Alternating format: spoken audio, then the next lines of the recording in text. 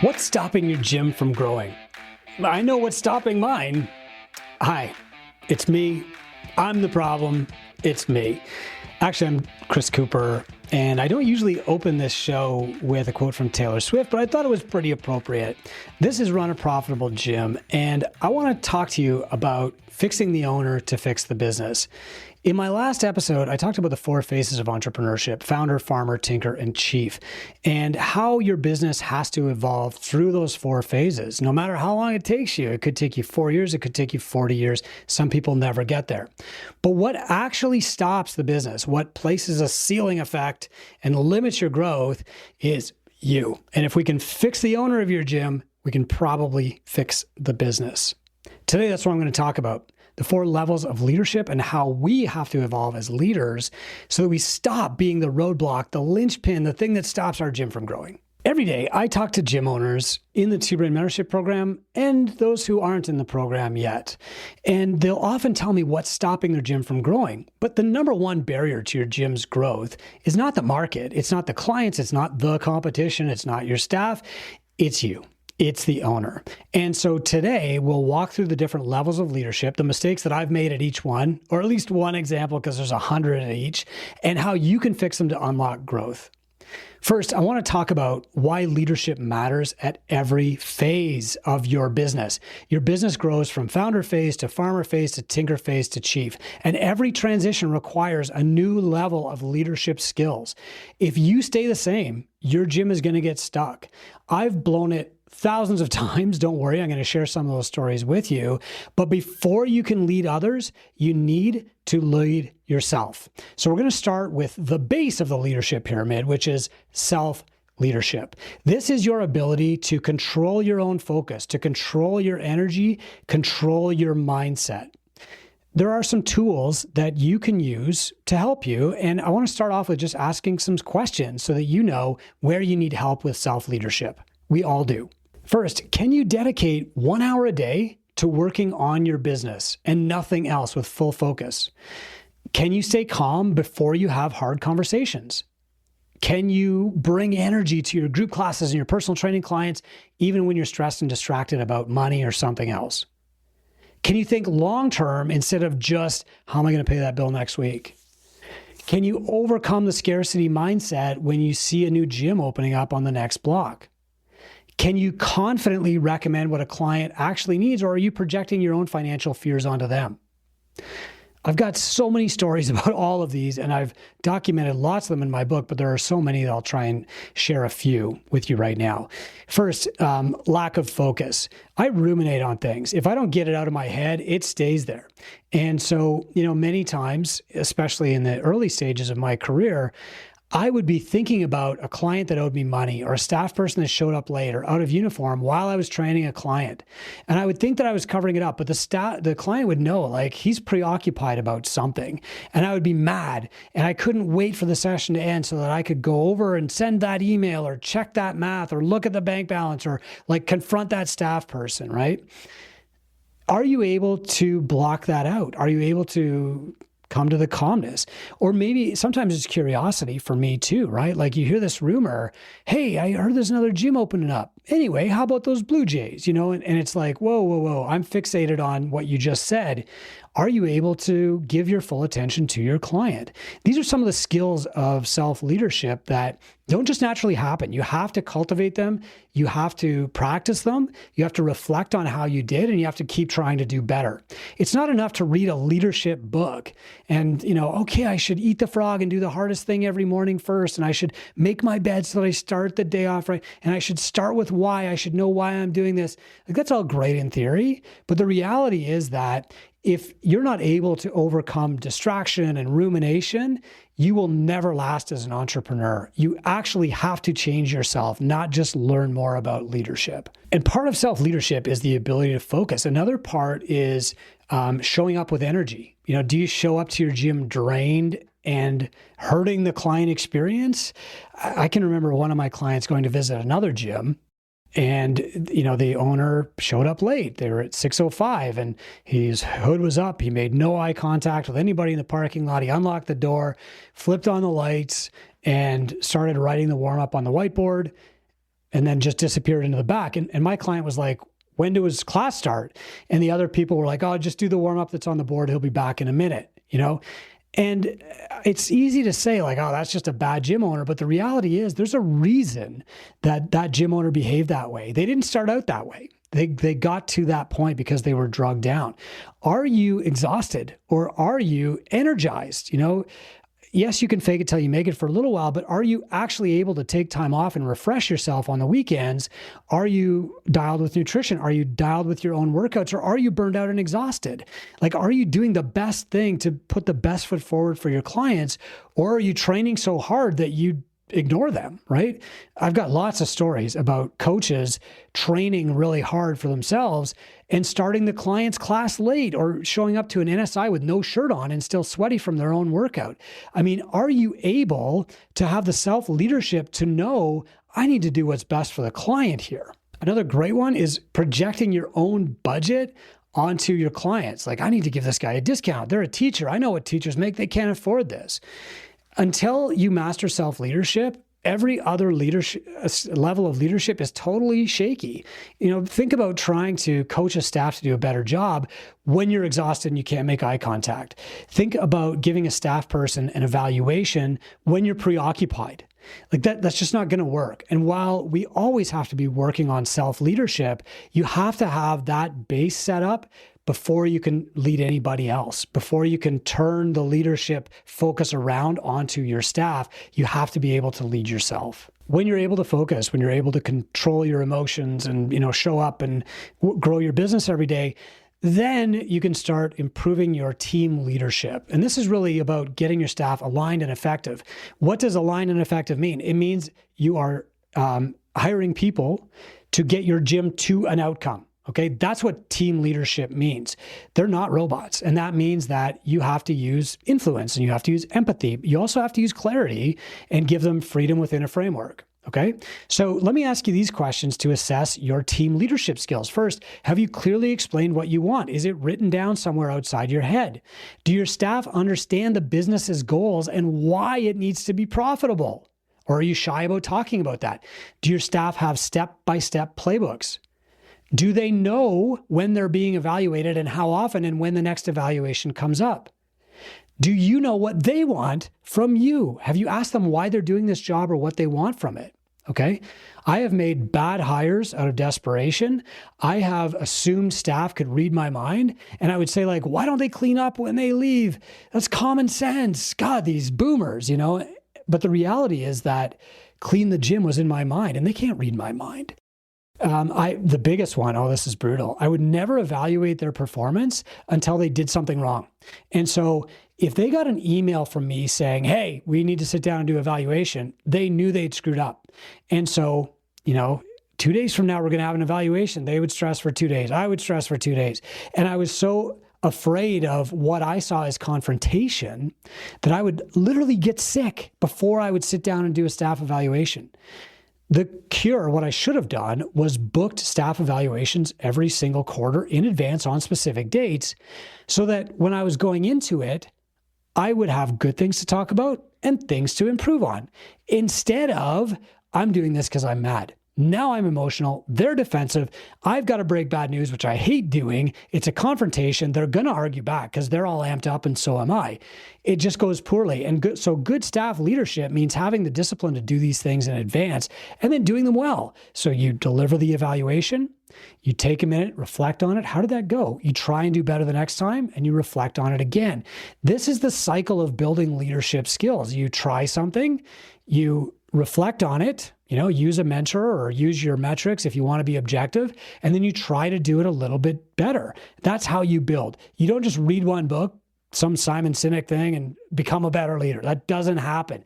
You have to try things, reflect on them to improve them, and then do a little bit better the next time. The key to team leadership is understanding that you're not hiring mini-me's, you're not hiring robots. It's about clarity, systems, and consistent feedback. It's not even really about empathy because a lot of people will give to their staff thinking that will motivate them, and that's not the case.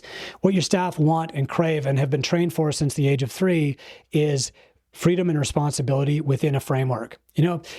the reason that your staff are used to frameworks is because the school bell sounded at 9 a.m. and then at exactly 12 they got lunch, and at exactly 1 they were back in the classroom, and they got recess at 2:15 when the bell rang, and at 3 o'clock they left. We've been trained since almost infancy to live within a system.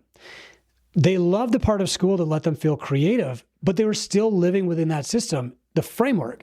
If you set the framework, they can be creative within that framework, and that is the best way to create a healthy and happy relationship with your staff. The third level of leadership is peer leadership. Now, your staff kind of have to listen to what you say. You can get away with it quite a bit because you're paying them, and they'll lose their job if they don't. But influencing your peers is harder because they don't have to listen to you. The best example I have for this is the Two Brain Mentor team. There are 55 mentors on the team. They are not winging it. They're not just people who have had one fluky gym model. These are people who have risen through Two Brain. They have very successful gyms. They are wealthy themselves, and they've decided that their act of public service is to mentor other gym owners. Yes, they're paid for it. Yes, I'm paid for it. Yes, the client is paying for it, the gym owner. And that's all part of what makes it successful. It's that accountability cycle, right? The thing is that even though gym owners pay the mentor for guidance and the return on mentorship is insane, it's like unmeasurable over time, sometimes they don't do what they're told. And so the mentors have to have peer leadership skills. They have to learn how to influence people, encourage people, hold people accountable, break problems down into tiny steps, and check in and make sure that people are getting that done. That's an enormous skill. If you are able to actually create change without having the leverage of you're fired, or the leverage of fear, or the leverage of control, like you're grounded, that's enormous. And that learning peer leadership is how you influence your entire town to exercise. It's how you influence your political leadership to do better. It's how you influence all the other business owners in town to band together and give to charity. Peer leadership is taken for granted. We think that people are just born with a natural charisma. It's not. It's learned, at least in my case. And if I can learn to influence other people, other gym owners, you can learn to influence anybody, trust me. Peer leadership is the third tier of leadership. Not everybody gets there, but I think everybody should try to. So back to the mentor example, these mentors are not just making it up as they go along. They have the Two Brain program, and they're coached on delivering the Two Brain program. We know that anybody that follows the Two Brain program is going to build a bigger, more successful gym. It's proven itself thousands of times. What it comes down to is the implementation. And the mentors are trained to help the gym owner implement it and make sure that they do. Okay? The program is great, but just like in your gym, if the programming is amazing and the coaches can't get people to follow it, it's not going to work. It's not going to save the client's life. I have a horrible example of this one. So I was coaching a client, and I would kind of call this peer leadership because this person was an entrepreneur, and they were giving me as much entrepreneurial advice as I was giving them coaching. Let's face it, I probably should have been paying them. And, so I consider them kind of a peer, and I was coaching them, and she was like, oh, Chris, I can't get these workouts done. Like the only time I work out all week is when I've got this appointment with you. I know you give me homework and stuff, but I just can't get it done. And I was distracted by something else. I was thinking about something completely different. And I said, well, that's not my job. I can't force you to do it. She left and she never came back. She still had like 7 or 8 personal training appointments prepaid. I never heard from her again. That's bad peer leadership. What we have to do is think about like, what is the best thing for my peers? And if it aligns with the best thing for you or your cause or your mission, then align together, influence them to join you. And together you're far more powerful than the two of you separately can be. That's what peer leadership is all about. Peer leadership is about coaching. It's guiding your equals to better outcomes without, authority cracking the whip. The fourth level of leadership is what I would call community leadership. This is where you're leading beyond your gym into your community and even society. Entrepreneurs are the foundation of the economy. And without our economy, without our wealth, we wouldn't have things like democracy. We wouldn't have freedom of speech. We wouldn't have freedom of enterprise and all those other things that we take for granted. We wouldn't have the money to pay for healthcare. We wouldn't have the jobs, right? We wouldn't have wealth. We wouldn't have incentives built into our system for other people to create other jobs. We wouldn't have money left over to help people. Politicians spend money, entrepreneurs generate money. And when you're successful as a leader, you have a responsibility to strengthen the system that enabled you to start. And so that means, at this level of leadership, you're joining boards, not for status, but to have impact. You are trying to influence, if you're a CrossFit gym, you're trying to influence CrossFit HQ because it's your duty to save the movement, right? You've probably seen posts from me about here's what CrossFit needs to do. I'm not doing that for status, right? Like I don't really care what CrossFit HQ thinks about me. I'll be honest. What I care about is saving CrossFit for the affiliates and making this better for everybody who wants to do CrossFit and making sure there is a CrossFit in the future. And I've been doing this with the rest of the fitness industry now for 30 years, pointing out where there's rot or corruption or sleaze in the industry, trying to fix that for the entire industry. When I was a brand new leader and a brand new gym owner, I had no power, no authority, no voice, no influence. Nobody would listen. Now that I'm at a level where we have 1,000 gym owners in Two Brain at any given time, we have 2,000 alumni. Gym Owners United, our free group has 10,000 gym owners in it, and I've got a bit of a platform. It's my duty to use that platform to make the industry better. It's your duty as a personal trainer, a CrossFit coach, a F45 owner, a franchisee, an affiliate, whatever. It's your duty to become successful enough that you have the time, bandwidth, and influence to change the industry for good. Look, when I started in fitness, it was 1996. I've been doing this for almost 30 years. Most of fitness was a way for personal trainers to meet women or men. A lot of fitness turned into like prostitution, craziness. There was a lot of corruption and overwhelm. People were selling packages and then just like disappearing. Gyms were opening up, taking in $1 million in prepaid membership revenue and then never opening their doors again. The industry was filthy. And now that I have a platform, I'm doing everything I can to fix it, including CrossFit, but also including these franchises that are just opening up, taking people's money, and then never supporting them again, including the governing bodies who are just certifying people with like a 10-word test, right? Including people who are giving advice that they shouldn't be giving, including even other business coaches who are not even looking at data, like they're speaking from no authority at all. It's my duty at this level, as uncomfortable as it makes me, to speak up about these things and try to make a better fitness industry for everybody. Because if the fitness industry is better, then the fitness of the world will be better. Community leadership is the highest expression of your entrepreneurial journey. And I hope you get that far. When you do, it will be your duty to speak up. Another great example, one of the mentors on the Two Brain team is Joanne Kogel. Joanne is a successful gym owner. She's a fantastic mentor. She's a good peer leader.